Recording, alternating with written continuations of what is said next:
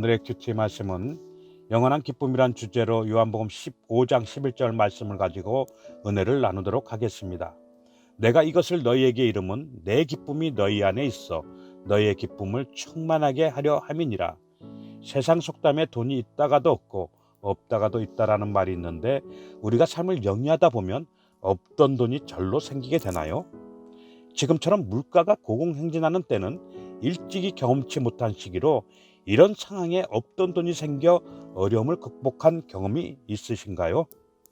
우리는 그 어느 때보다도 물질 만능 시대에 살아가고 있습니다.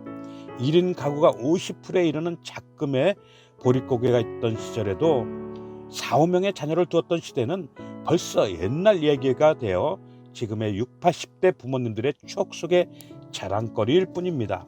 한때 강남의 타워 팰리스라 하면 부의 상징이며 행복한 삶의 대명사처럼 불리던 시기가 있었는데 지금은 높은 빌딩, 최고층의 호화로운 시설을 한 펜트하우스에 살며 부를 가시하고 사는 것이 마치 행복한 삶인 것처럼 소망하며 살아가고 있습니다.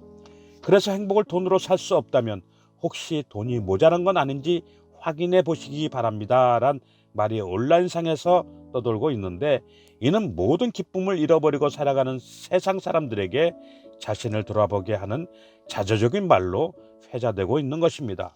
세상에서는 돈으로 편안한 삶을 살 수 있으나 평안한 삶은 살 수가 없습니다.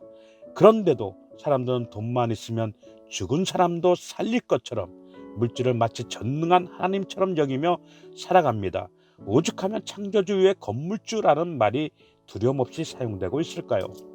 마태복음 19장에는 재물이 많은 청년으로, 누가복음 19장에는 부자인 간원이라고 기록된 사람에게 예수님이 내 소유를 팔아 가난한 자들에게 주라고 하셨을 때 그런 말씀을 듣고 슬픈 기색을 띠며 근심하며 가니라고 하였습니다. 그는 로마 정부의 관리로서 사회의 젊은 지도층 인사며 부자라고 하였는데 그는 돈이면 무엇이든지 다 된다는 생각을 갖고 있었을 것입니다. 이처럼 믿는 우리 중에도 돈이면 뭐든지 다 된다는 생각을 갖고 있는 사람이 있을지도 모릅니다. 그러나 돈으로 안 되는 것이 참으로 많습니다. 돈이면 최고급 아파트도 사고 돈이면 최고의 미인을 얻을 수 있다고 생각할 수 있으나 그러나 의외로 돈으로 안 되는 것이 얼마나 많은지 모릅니다. 돈으로 할 수 없는 것이 참으로 많습니다. 그 가운데 돈으로 피는 살 수 있어도 생명은 살 수 없습니다. 생명은 오직 하나님의 은혜로만 얻을 수 있기 때문입니다. 마가복음 8장 37절에 사람이 무엇으로 제 목숨을 바꾸겠느냐고 하심처럼 예수님께서 자신의 목숨을 내어 주심으로 우리를 생명을 얻게 하시고 하나님의 기쁨이 우리 안에 충만하게 하려 하신다고 말씀하신 것입니다. 그러므로 우리는 이 세상 최고의 타워 팰리스, 펜트하우스 등 썩어 없어질 것을 얻기 위해 일생을 사망과 애통과 슬픔 속에 사는 것이 아닌 하나님의 주신 믿음으로 말씀의 인도를 받아 오늘 이 하루도 하나님의 기쁨으로 충만하고 행복한 삶을 누리시기를 축원합니다.